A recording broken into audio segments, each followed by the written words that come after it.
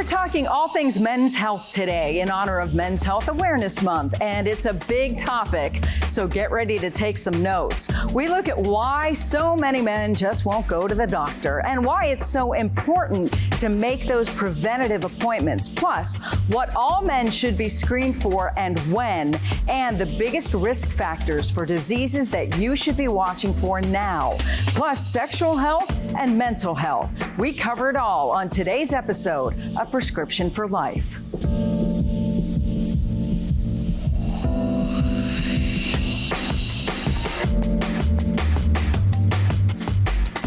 Hello and welcome to Prescription for Life. I'm Monica Robbins. This will not surprise any of the women out there watching, but men are less likely than you to go to the doctor. Men are also 50% more likely to suffer from heart disease than women. In fact, it's the #1 killer of men, and men on average die 5 years before women. So what are the most important screenings all men should be getting? And what are the most likely health issues men will develop? We'll tell you the signs and what to look for and answer your questions when our expert joins us here in a moment. But first, why are men so reluctant to go to the doctor? Take a look at this report from our station KXTV in Sacramento.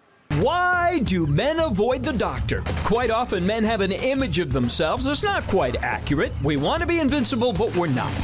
40% of the guys questioned by the Cleveland Clinic admit they're struggling to stay healthy. Yet more than half admit to avoiding the doctor, even the yearly physical. Unfortunately, this may have major implications in their health. So let's look at why so many men are reluctant to go to the doctor, and it started long before COVID. A 2019 Cleveland Clinic survey showed 72% of the men questioned preferred household chores like cleaning the toilet as opposed to a visit with their doctor. Too many men, it seems, are trying to play Superman. Men may, consider it macho to ignore some of the symptoms or problems they may be experiencing. Men are often reluctant to confront issues that are sometimes sensitive or embarrassing. Dr. Byatt says these are often symptoms of other issues. Urinary issues sometimes can be a sign of diabetes, so there's a lot of different ways that more serious conditions can present themselves. The Mention It campaign is the Cleveland Clinic's way of addressing the issue. The yearly survey has found that men historically place the health of their own family, even the economy, higher on their priority list than their own health. We're trying to empower the partners of men to encourage them to go get routine health screening. On a positive note, 66% of the men answering the Cleveland Clinic's most recent survey say they have contacted their doctor virtually in the past year or so. They prefer to discuss their issues from the comfort of their own home. So we know why men don't want to go to the doctor, but here's a look at why they should. This report comes from our Des Moines, Iowa station, WOI. When was the last time you got a physical? Been a while.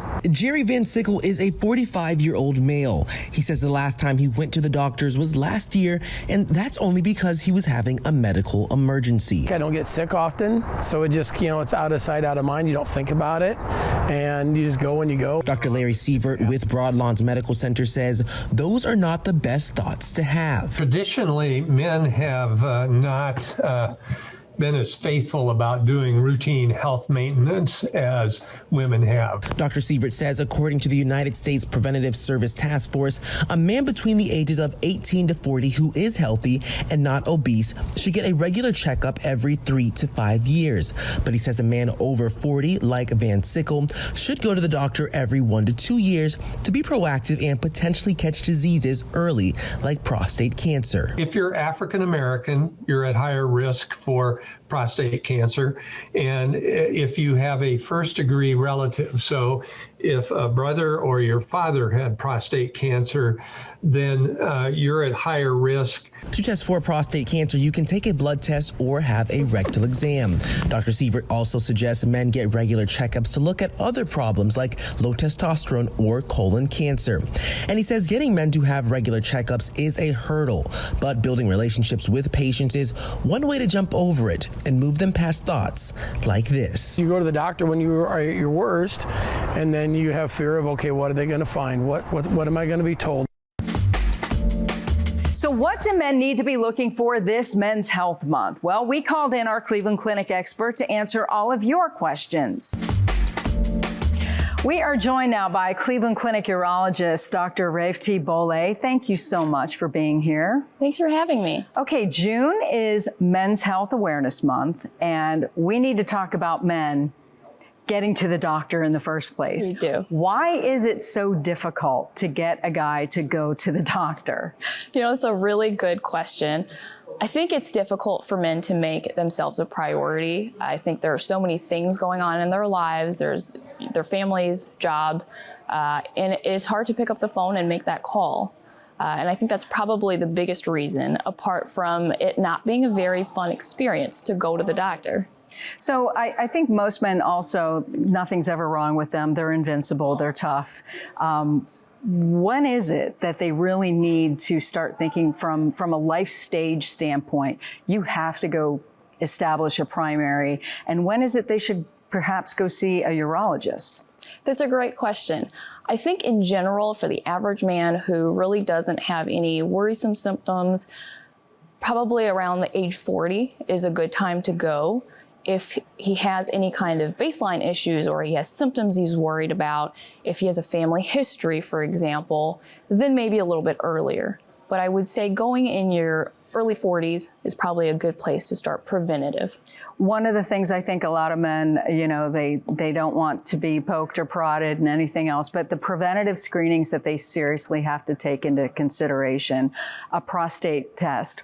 When does that start? What about a colonoscopy? Those kinds of things. Yeah, those are very valid concerns. Nobody wants to get more blood tests than necessary.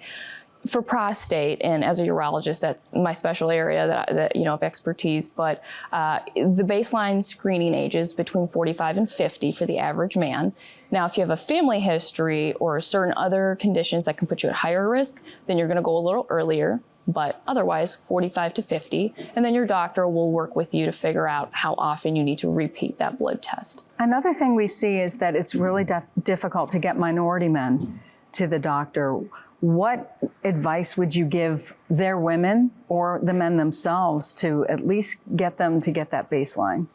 That's a great point, and you're right. There's a lot of research surrounding why the health outcomes are worse sometimes, and I think there is a lot of worry and anxiety and fear associated with going to the doctor, and we're trying to change that. We're trying to make that first step of scheduling easier and trying to make that initial visit less scary for people who've never done it before. So I would say as advice, just think of this as the same way you would go get your car checked out for its annual maintenance. Think of yourself as a machine, perhaps. Maybe that's easier to understand, and you're just going in for your tune-up. That's the greatest analogy for any guy, I think, is think of yourself as a race car. That's and right. You have to go get checked out. And one of the things, though, that it's, you know, not surprising, but when it comes to their sexual health, they have no problem getting to the doctor. But is there any warning signs, anything they should be looking for that could be telling them something might be wrong? Actually, the Cleveland Clinic has an annual campaign called Mention It, because we know that men are less likely to want to go to the doctor.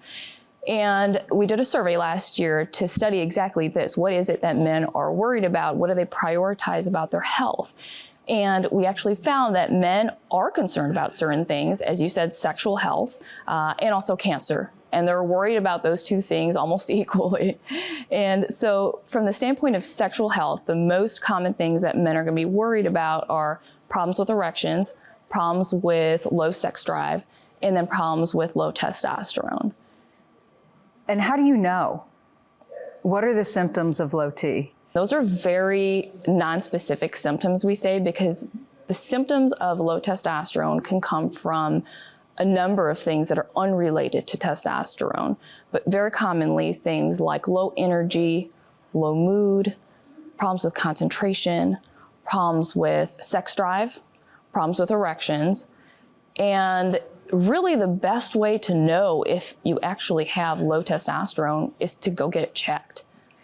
And checked often, right? Because Dr. Nissen just came out with this study of low testosterone, looking to see if there was a link with heart disease and stroke. And one of the things we see all the time, because it's advertised to men constantly, is take this supplement or take this medication. You have low testosterone. A pill will fix everything. That can actually be dangerous, right? If somebody doesn't have actual low testosterone because it may have been tested at the wrong time. That's exactly right. So it is important to make sure that your testosterone is tested at the right time in the morning, usually between 8 and 10 a.m. And that's because your natural testosterone varies throughout the day and actually even through the seasons. So a man's natural testosterone is going to be highest in the morning time and lowest in the evening time. So yes, getting it checked in the morning is the first step to making sure that you know accurately what it is. And then it does have to be checked twice to confirm.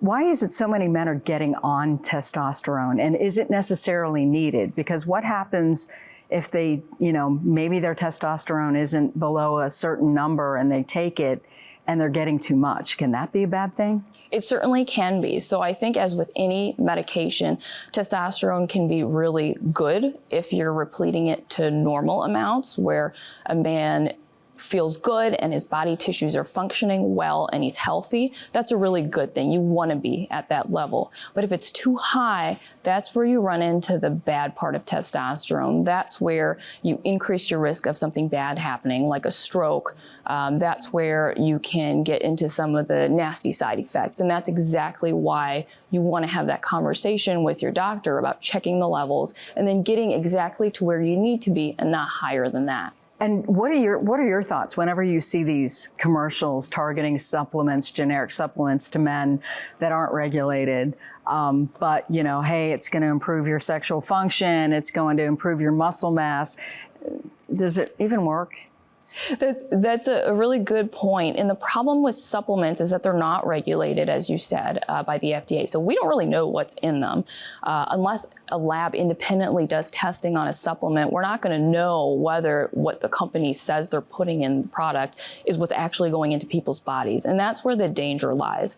So at best, the supplement is harmless. It's not going to do anything. At worst, it's been adulterated or contaminated with substances that we don't even know. So I'll give you an example. There was a supplement on the market that was promoted as improving sexual function, and men were taking it, some with improvement, and then it turned out upon testing that it actually had Viagra in it. It was contaminated with Viagra. So you really don't know sometimes what is being put into the supplements and then what's going into your body. And that's illegal, obviously, for any supplement to have a prescription medication. But that's a very scary thing, too, because a lot of these things, you buy them over the internet, you buy them off of social media, that sort of thing. So I guess more buyer beware. But if a guy is having issues, which doctor should he go see? Kind of walk me through who. Obviously, please have a primary, but after that, where should a guy go? Yes, so a primary, as you said, most important. That's who's going to do your baseline screenings. That's who's going to take care of all your issues every year, making sure that you're referred to the right people if you need to be referred. But if you're having urinary symptoms or problems with your sexual health or your sex drive, certainly if you're worried about prostate cancer or bladder cancer or some other sort of urinary system cancer, then you would want to see a urologist. If you have a new spot on your skin or a family history of skin cancer, you want to see a dermatologist. And that's important because skin cancer is the most common cancer that's going to affect men before prostate cancer.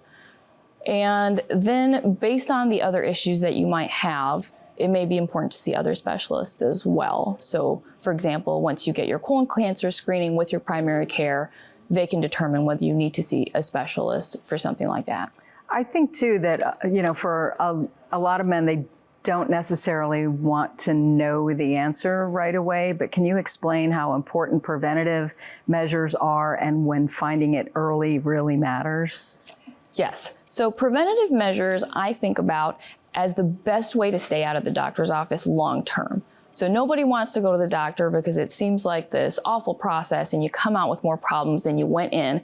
But Preventative care is the opposite of that. Preventative care is when you go in and you may not have any symptoms, but you walk out feeling good about yourself because you've identified any problem areas early and you've come up with a management plan to make sure that you don't develop those symptoms. And in the long run, that keeps you outside of the hospital, outside of the doctor's office, and doing more of the things that you like to do, spending time with family, spending time with friends, and not in the hospital, which is important. Best advice to men who are still on the edge, not sure they want to go see a doctor, what would you tell them? I would say it is easier than ever now to make an appointment. We have online scheduling. We have many schedulers who you can talk to on the phone very easily. I would say just pick up the phone and make that call. It is a pleasant experience, and I think the best thing you can do for your health is go to an appointment and let a professional worry about it for you. And once you've crossed that to-do item off your list, then you don't need to worry about it anymore. And quickly, diet and exercise. Is it too late for that, middle-aged guy who, maybe has the beer belly to get started on, any program? Never. I would say it's never too late to start that. You can only help yourself with a healthy diet and a moderate amount of exercise. Okay, your advice to the women in their lives who need to push them out the door to get to the doctor, what would you tell them? That's a tougher one. But I would say that having a supportive partner is really important. I think starting diet and exercise plans together can be a really good motivator to make it a fun activity and something that you look forward to, maybe even as a bonding exercise. And then if there are health benefits from that, that's even better. Absolutely. Dr. Bole, thank you so much for your insight. Thank you for having me. We hope you learned a little something about men's health today. And if you're a man, please go to the doctor. If you're a woman, sit down and watch this with the men in your life. And also remember what your grandma said, an ounce of prevention is worth a pound of cure. So we'll see you back here next week with another episode of Prescription for Life. Until then, I'm Monica Robbins wishing you good health.